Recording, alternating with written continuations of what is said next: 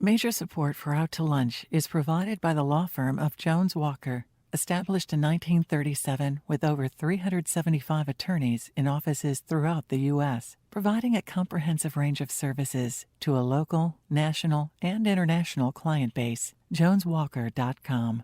Additional support comes from Wyndham Garden Lafayette by Shewart & Associates, legal recruiters in Louisiana and Texas. From Cafe Vermilionville in Lafayette, we're out to lunch with creative business consultant Aileen Bennett. It's business, Acadiana style. Hi, I'm Aileen Bennett. Welcome to Out to Lunch. It's not totally unheard of for a husband and wife to start a business together. There are small businesses that are labor-intensive and require long hours that a couple can split and keep whatever profit they can make in the family. Traditionally, businesses like family farms come to mind, or convenience stores, gas stations, and perhaps more stereotypically than true these days, the mum and pop scenario where the dad is a plumber and the mum handles the phone and the book along with the kids. You can probably think of other examples, but unless you already know Sandi and Richard Chalmers, I doubt that your list of businesses a couple might start up together would include a baseball team. Sandi and Richard Chalmers met in college, where they got married. Richard brought Sandi back to his hometown of Lafayette, and some 28 years later, in 2010, they decided to start up the Cane Cutters. The Acadiana Cane Cutters baseball team is a member of the Texas Collegiate League. They're based at Fabacher Park in Youngsville. If your mind is racing with as many questions about this as mine, stick around for the next 30 minutes. This is going to be a great story. Sandi and Richard, welcome to Out to Lunch. Thank you, Aileen.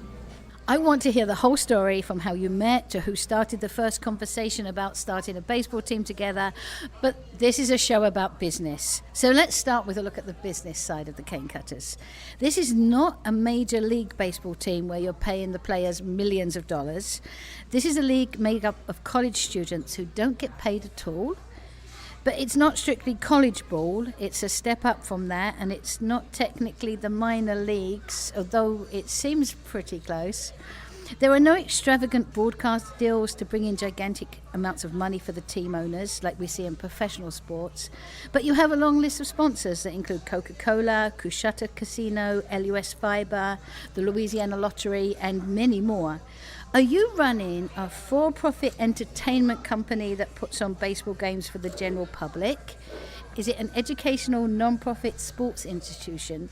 As a business, what exactly is the Cane Cutters?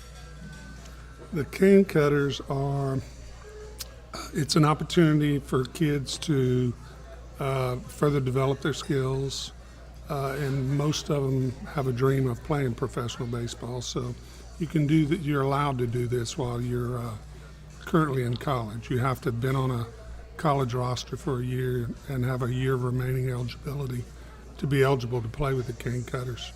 So it's just a chance for them to further their skills, to get a little more exposure, and have a lot of fun in the summer. They also play with wooden bats in our league, and in college they do not. And in the pros they do. So this is a way for them to showcase their skills using wooden bats. But they're all NCAA athletes, so they can't be paid. We give them a little food allotment for the road trips. We have wonderful host families that... So they move here for the summer? They do. And they stay with a family? They do. So this isn't normal business questions. So it's like, this is part of the business structure that families take them in and treat them like their own? And treat them like their own. They take them in, and a lot of times it's people with young children that are playing baseball that get to have an instant big brother to play catch with in the backyard. Sometimes or an empty nester. Sometimes it's empty nesters who just have extra room and want to help the kids or help community baseball. But they take them in, and our thank you to them is that we give them some vouchers for attending our games, and we have a variety of packages for that. So take me back to this moment. In my head, I imagine that there's just one evening where I'm going to guess Sandi says, let's start a baseball team. But tell me how it really happened. Well, that's how it happened. No, it didn't happen that way. I've always enjoyed baseball. My dad played some professional baseball and played military ball back in the day, and he was from New Jersey. So when we would make that drive back, we often stopped at minor league parks along the way. And when we were up there, we often made a minor league park. So I love minor league baseball.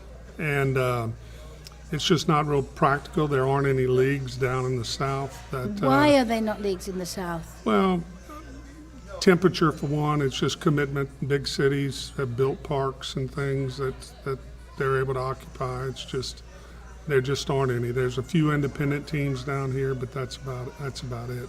So it really wasn't practical to think that we're going to start a minor league team in Lafayette, Louisiana. So I started looking at summer baseball. And did you do this secretly without Sandi knowing? Was this like she's gone to bed and you're on the computer looking at how to start a baseball team? Part of it was.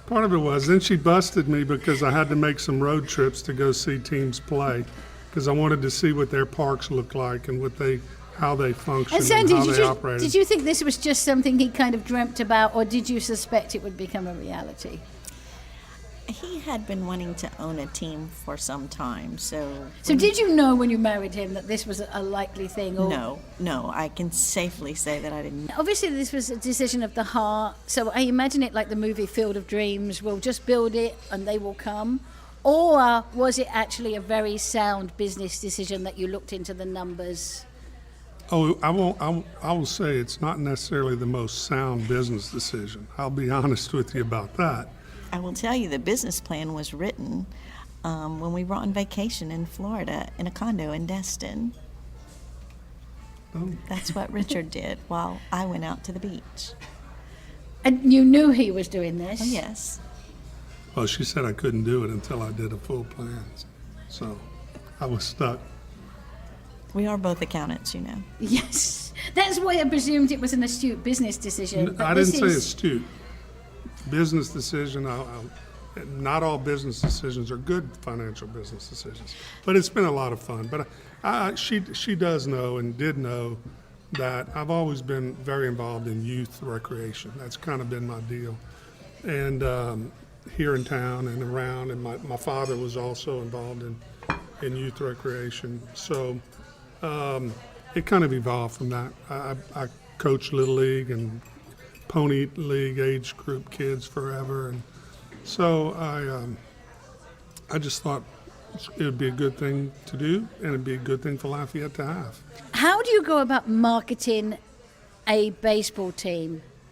Where do you start? Obviously social media's around. How did you tell people that you were around? Well, we're still trying to do that. We're not very good at that. I would say we're really a well-kept secret. We've done a variety of different things, but a lot of times when people come out, they'll say, I just had no idea you had this out here and that it would be this good.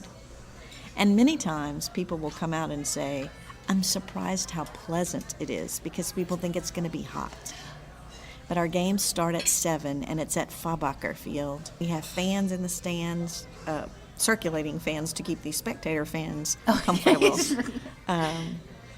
And so it's been a bit of a challenge to get Lafayette to really adopt the Cane Cutters. So if you could choose a marketing message, would it be more like, hey, it's like we have, the air is circulating and it's not hot like you think, or is it, hey, come and see some great sport, or is it a bit of both? It's, hey, come and make some memories at the baseball park because it's very family friendly, but it's friendly to adults and children. But yeah, it's both because I'm a baseball guy, so it's neat to have kids coming from Notre Dame. It's neat having them coming from the University of Alabama, from California, from all over. So you have some kids that are potential big league stars. We have kids that get drafted every year. Whether they become big league stars is another story. But we do have kids get drafted every year. So do you get support from the city or the state, either financial or just like, support, emotional support, help? We get support from our community here, from our sponsors in the community. I can't say we get any state support at this time, but We're certainly open to it. absolutely. So let's talk about the business model. I wonder who gets paid, not how much they get paid, but do you pay the coaching staff? Are they professional coaching staff? We do, right. Our current coach is Luke Montz.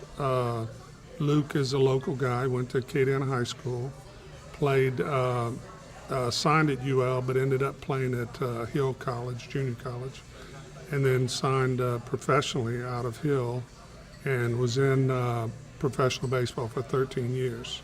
When he retired, was married with a child, and now he has another child, but wanted to come back home, and so he does this on the side. He also coaches, assistant coach at Acadiana High School.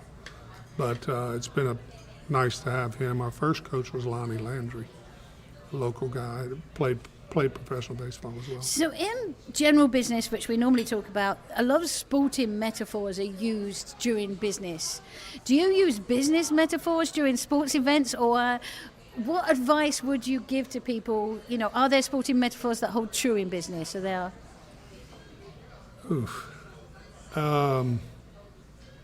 I mean, do you hit it out to the park? Is that something you do financially as well? Is it, do you use those sporting metaphors? We don't hit it out of the park, but that's not really our goal, to hit it out of the park with the baseball. Luckily, we've both been blessed with good opportunities otherwise, but we don't hit it out of the park with baseball financially.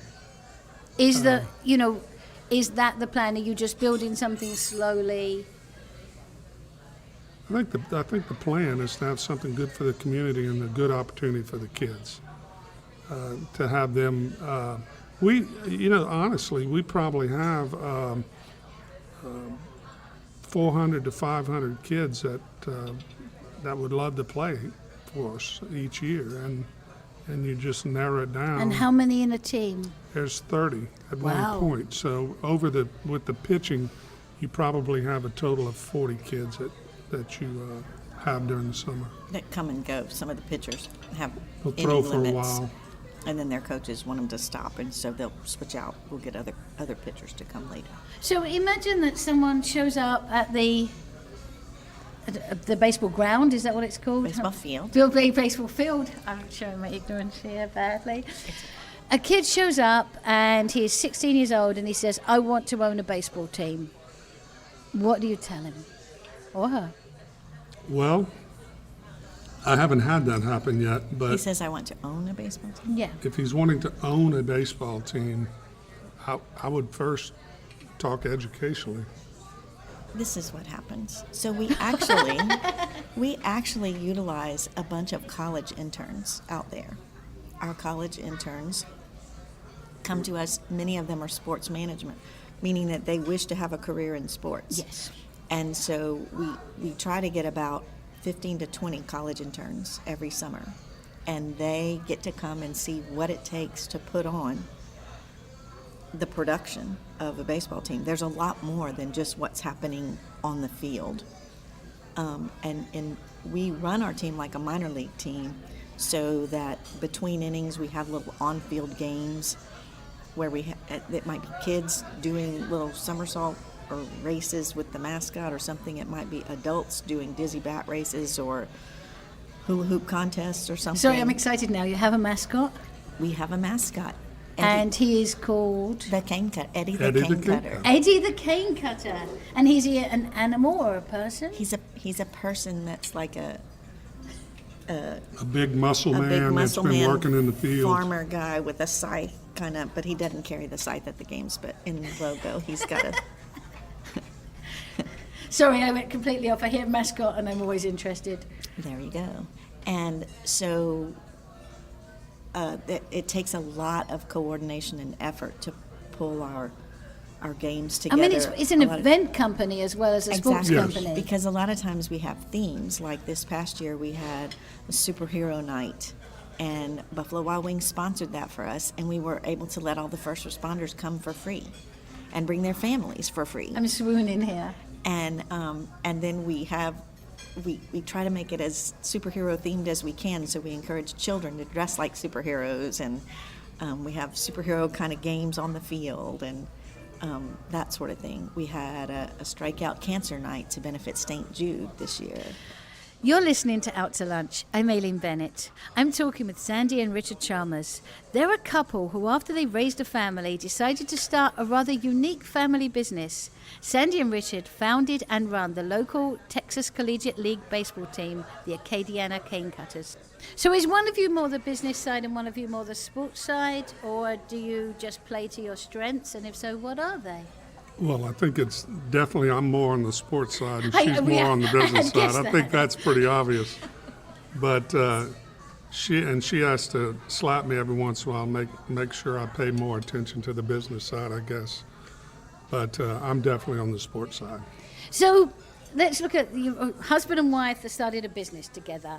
What have you learned that is good to do? What don't you do? What advice would you have for other couples that want to start a business together? Oh, I don't know. Well, this is both of our second job. Yes. For a while, it was for a while I was pretty much full-time with it. I actually started something else about a year ago, but we've always had an employee, whether they were the general manager or the sales manager or whatever, an employee or two. Or a referee between you. No. Somebody for us to say, we should go do this. Yeah, we should go do this. Okay, carry on. We have we only have 2 people on a year-round staff. The rest are either summer or internship type people. Sandi, Richard, this is the part of the show we call Another Great Idea.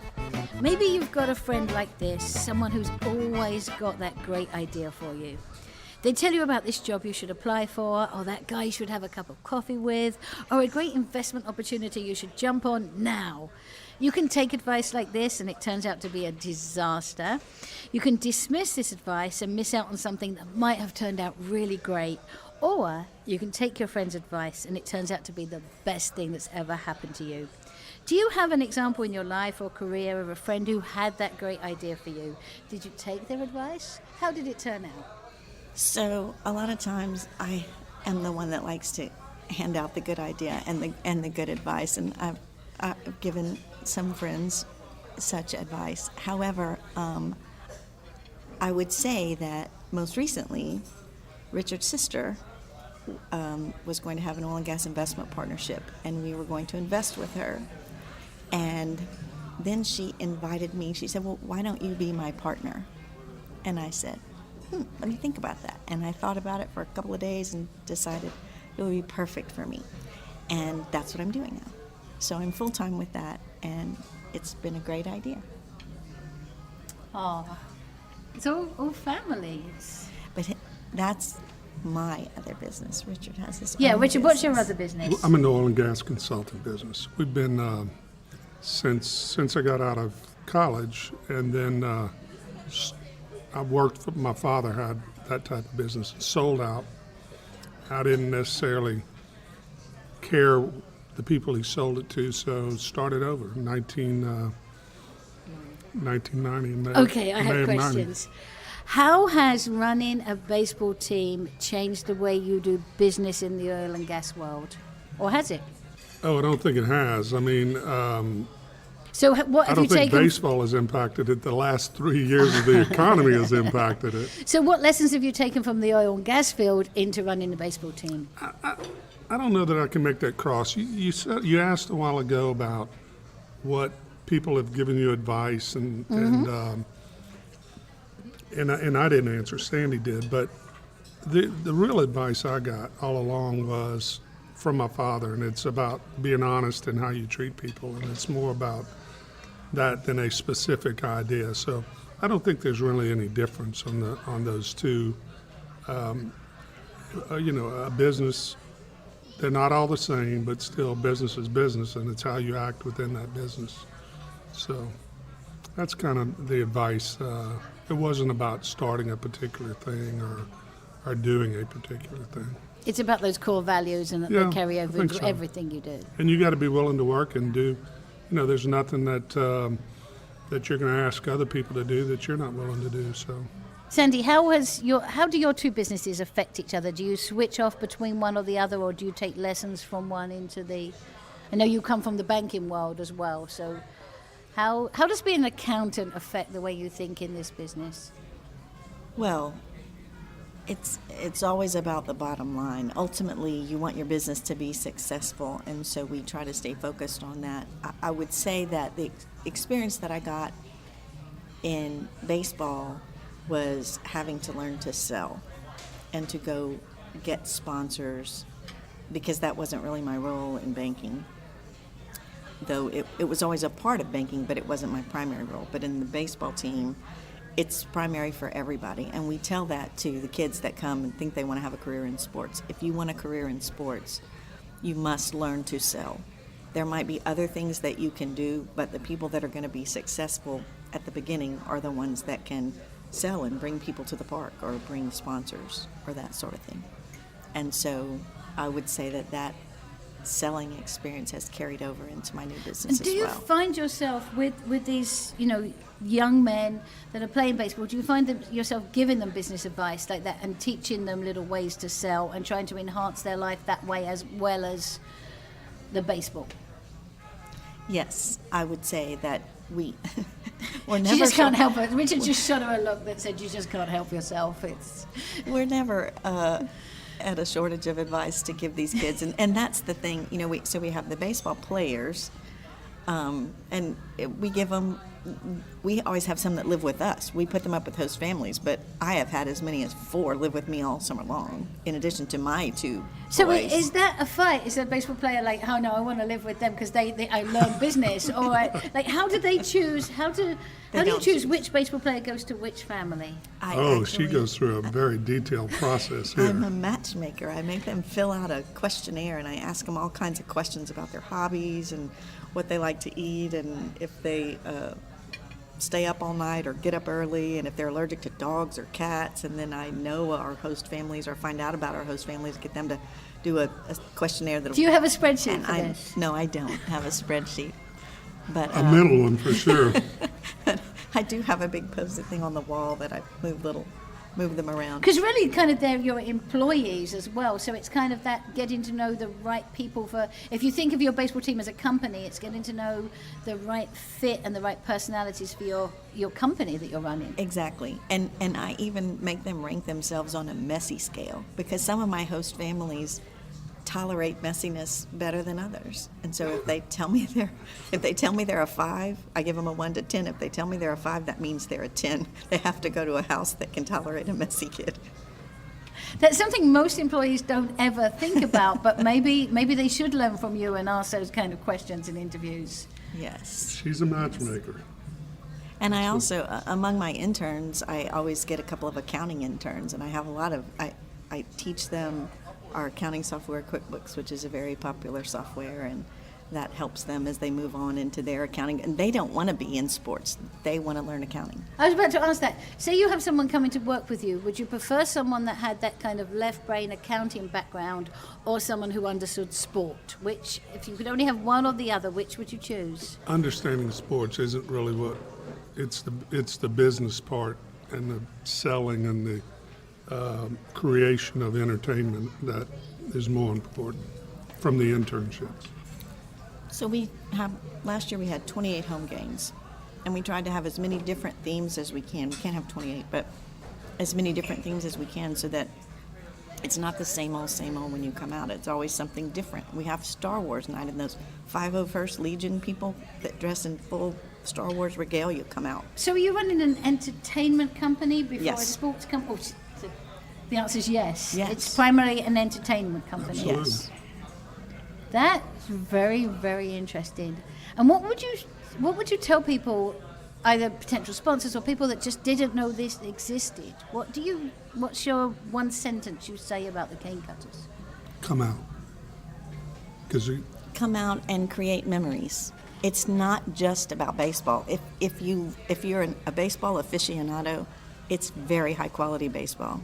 If you're not, you'll still have a great time if you come, because there's so much other stuff going on: music, sound effects, fun jumps for the kids. Mascots. On-field games. You can come to the mascot birthday party. You must come to the mascot birthday party. He Wait. invites other mascots and they come. That's a in there. theme night for his birthday party. He has other friends come out.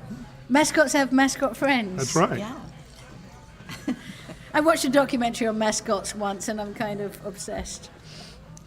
Sandi and Richard, couples have come up with all kinds of ways to re-energize their relationship after years of being together, and families have come up with all kinds of businesses to go into together.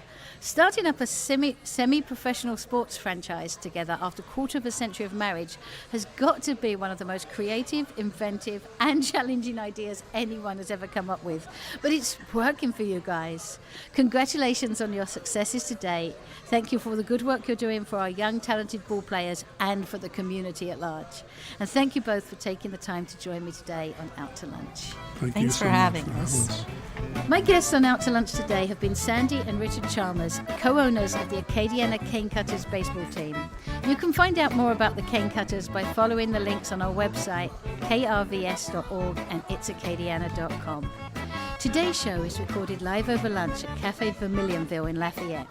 Cafe V is open Monday to Friday for lunch and 6 nights a week for dinner, with a courtyard that sets the scene for fine Louisiana cuisine. The producer of our show is Grant Morris. Our technical producer is Eric Morell. Our researcher is Anne Christian. Our theme song, On Cure Monsieur Nice Guy, is written by Mitch Foreman and performed by Mitch Foreman and Andre Michaud. Our Acadiana business consultants are Pete Prados from Innovate Acadiana, Zach Barker from The Opportunity Machine, and Dr. Blake Escaday. If you want to know what we all look like, you can find photos from this show on our website and Facebook page.